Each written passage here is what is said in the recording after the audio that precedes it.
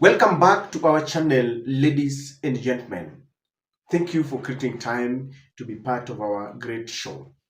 Now, political analysts and all the mainstream media are looking at the state of the nation. They're looking at the socio-economic and the political state of the nation today, especially after Raila and William Ruto joined hands in what they told us to stabilize a democratic government. They're looking at the effect, the aftermath of this handshake to the economy and the politics of our nation. They're looking at the aftermath and the effect to Raila Odinga and of course to William Ruto, who benefited, because we all understand that when William Ruto reached out to Raila Odinga to join him hands, we knew that William Ruto had a hidden hand, a hidden motive. He really wanted, number one, to finish opposition. He started this one immediately he ascended to office. Remember the ODM members of parliament who went to State House, the first people who went for a handshake before Raila came. This was to try to finish the opposition. How people like Sabina Chege and Kanini Kega, were used to finish Jubilee. So William Ruto's intent was to kill opposition. He also knew very well that he had ascended to power with very many lofty promises that he could not achieve. And he knew that the opposition would be a thorn in his flesh, asking questions. So he wanted to, take them to his side so that he silenced them. And of course, some of the deals, dirty deals that he knew he was crafting, things like Adani deal, he knew very well that the opposition, especially Raila, would be asking questions. So he brought him to his side so that all this could sail through. But as fate would have it, the Rigathi camp continues to torment William Samoei Ruto.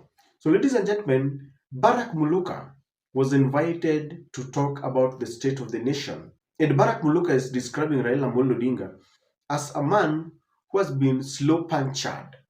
And it's saying that over the years, the decisions Raila has made punctured him, and he continues to be deflated. And when he finally joined hands with William Ruto, that was the last nail on the coffin.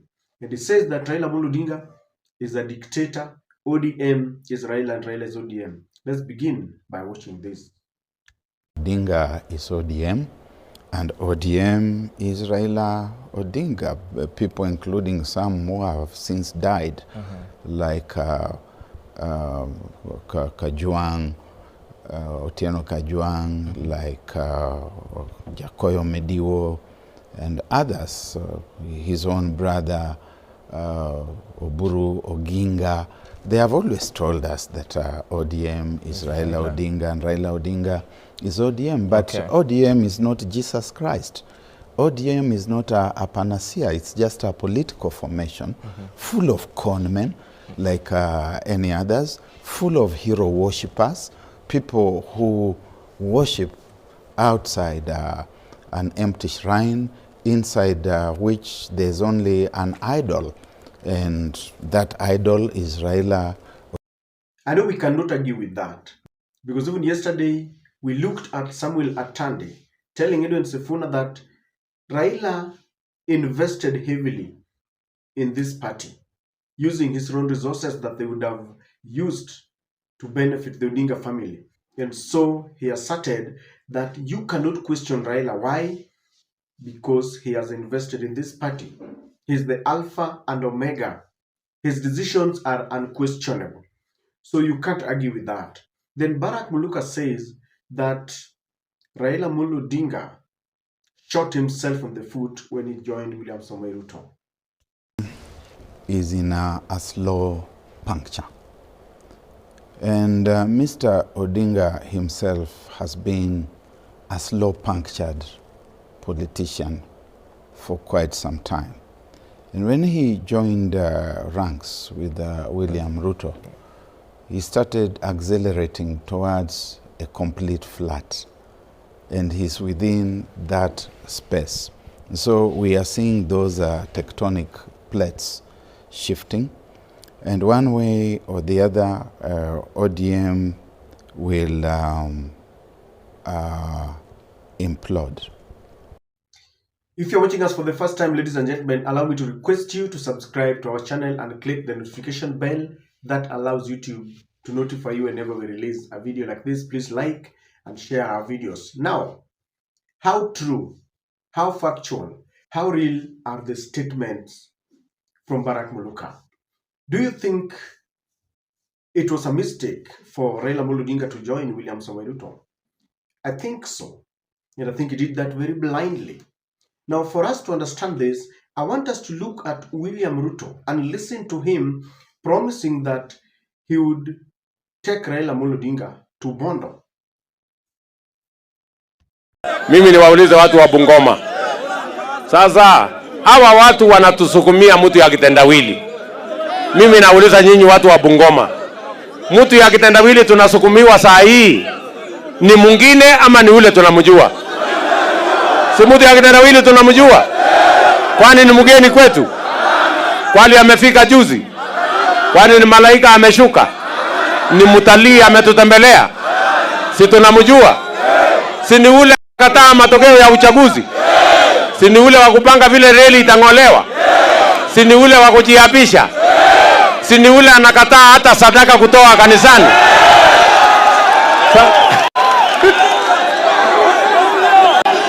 Sasa si ni ule jamaa ana agenda atitibim tialala na ria. Sasa mimi nauliza nyinyi, huyo ndio tutategemea ati abadilishe mambo yetu ya Kenya? Hajajua kupanga akiwa kijana. Saa hii miaka ndio hiyo imefika karibu 80. Sasa ndio atajua kupanga vile Kenya itaendelea? Tuambiane ukweli watu wa Chwele. Ile kazi moja tu imebaki na sisi na huyo mzee wa kitendawili, tumupandishe kwa wheelbarrow express mpaka Bondo aende apumzike. Ama mnasemaje? Ama mnasemaje? That was William Ruto's main intention. And when he realized that he could not achieve this intention by confronting Raila Odinga, because Raila thrives in politics of confrontation, because then he had a backup, he had a backing, he had a fanatic following. So William Ruto thought that he could confront Raila Odinga, of course, after being told by the people of Mount Kenya ya kwamba yeye ni mtoto wa Mau Mau. But he realized that you cannot confront Raila Odinga just like that. So he changed tactic. You know, in a war or in a battle, you know when to surrender, you know when to attack, you know when to hide, you know when to run. So William Ruto realized that he was not going to win this battle by confronting Raila Odinga. So he brought him to his side. As a result, ladies and gentlemen, I believe that Raila's presidential ambitions have been buried completely. That is one thing that William Ruto has achieved. And it is very true that he's taking Raila to Bondo. I'm saying this because Raila has lost the support of the people who used to make him strong. Some attend yesterday was saying that, you know, Raila has invested heavily in terms of resources. But if there is one big resource that Raila has always maintained and enjoyed, the resource of the people. The people have made him whom he is. As we speak today, when the Kisii nation, the sons and daughters of Omogusi, realized that Raila had joined hands with William Ruto, what did they do? They looked for their own son and they said, Mateni, come. You could be an alternative voice. I'm sure had Raila, not gone to William Ruto, there's a possibility that FREDRICK would have still rallied behind Raila. They would have given him maybe one last chance, telling him, let us rally behind you to try and defeat William Ruto. The same thing is happening in Western. The Tawe movement is taking away people. You saw Raila yesterday rush to meet ODM delegates from all the five counties in Western. That is Vihiga, Bungoma, Kakamega, all those counties, in a bid to try and salvage that situation, because Western is gone and gone completely. So William Ruto has succeeded in killing this ambition. Because I believe from where he is, he knew very well that Raila would be his main competitor because of the support that Raila enjoys. And Raila had got one advantage. When people negotiate for power, he would say that due to my age and experience, just give me one term. Nirekebishe mambo, alafu niache. William Ruto knew very well that he was not going to make it. So people would have rallied behind Raila Odinga. He has killed that. As a result of Raila joining William Ruto, there are questions that are being asked in Nyanza. This is the guy that Raila complained killed their sons during the Azimio protest. Because during that protest, William Ruto wanted to make this look like a Luo affair.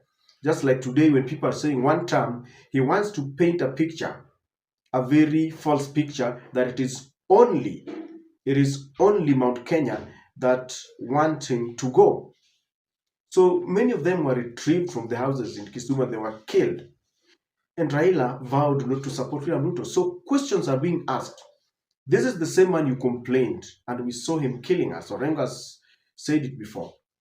Then you go ahead and join this person, give your loyal soldiers to him, you call them experts, but you don't even speak about the compensation. You don't speak about justice for them. So people feel that he took advantage of the blood that was shed, the cleansing, and he got to power through that. He's not talking about it. So this has really painted Raila in bad faith. There's this silent majority that do not talk, but in their hearts they feel Raila betrayed them. You look at Gen Zs and the youth. Raila has always built his politics around youth. You remember Baba while you were away, the day Raila was blocked, from the airport, and they didn't want Raila to come to the CBD. What Uhuru Kenyatta saw, according to insiders, is something that he has never seen before. There was a battle. I understand that some policemen were killed. Raila supporters were also injured and killed on the way.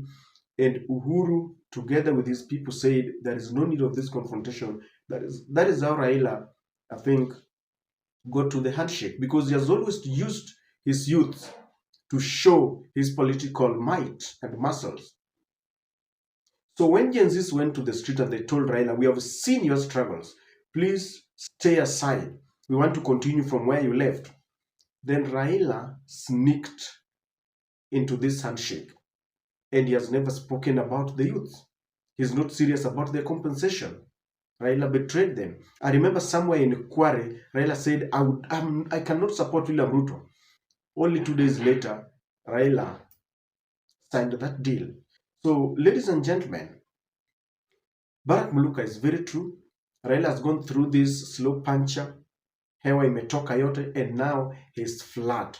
If you listen to Baba talk today, I don't know, maybe he has decided that he's not going to contest. And so what he's going to do is to maybe negotiate for power before 2027. And I understand, some people are saying that Raila understands that they wasted so many years pale kwa barabara, who must go, Kibaki, Ruto. So he has decided that if you can't beat them, join them.